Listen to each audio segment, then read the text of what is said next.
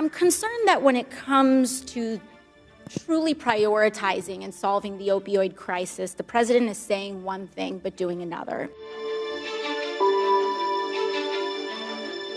Last month, President Trump declared a, quote, national emergency concerning the southern border of the United States under the National Emergencies Act. And, my colleagues wanted to talk about the southern border with relation to the opioid crisis, so let's talk about it.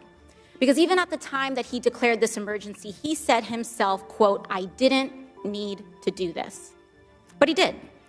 And at the time the president declared this emergency, the White House issued a statement that, quote, he would be using his legal authority to take executive action to secure additional resources. This includes up to $2.5 billion that he's transferred from the Department of Defense and up to $3.6 billion reallocated from military construction projects. So that's one national emergency he's identified. But about a year and a half ago, the president issued a declaration indicating that opioids also constitute a public health emergency. Director Carroll, today, how much funding has the administration transferred from other agencies to address the opioid public health emergency?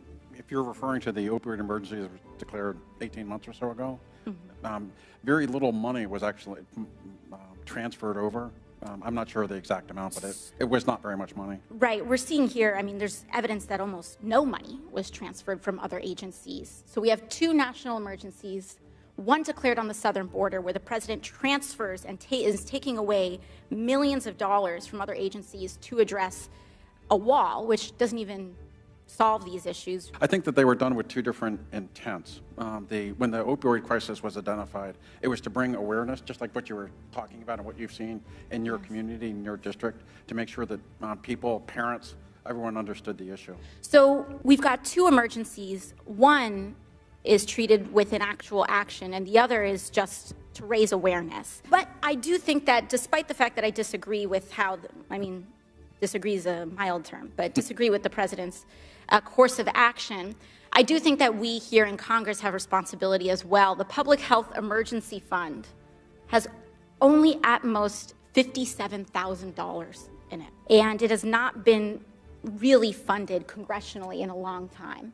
So I think that that's an area where we can accept some personal responsibility. But also it's hard to ignore the private sector's benefit from the opioid crisis. Drug makers have poured close to $2.5 billion into lobbying and funding members of Congress over the last decade. Mr. Carroll, do you believe that private sector lobbying by the pharmaceutical industry could be playing a role in the opioid crisis? I haven't looked into the lobbying part of this at all. Did the declaration of a public health emergency for opioids make any additional funding available to expand treatment for individuals who had overdosed or to provide services to individuals who were in recovery? So we did look at the public health emergency declaration that was issued in November 2017 and then subsequent to that.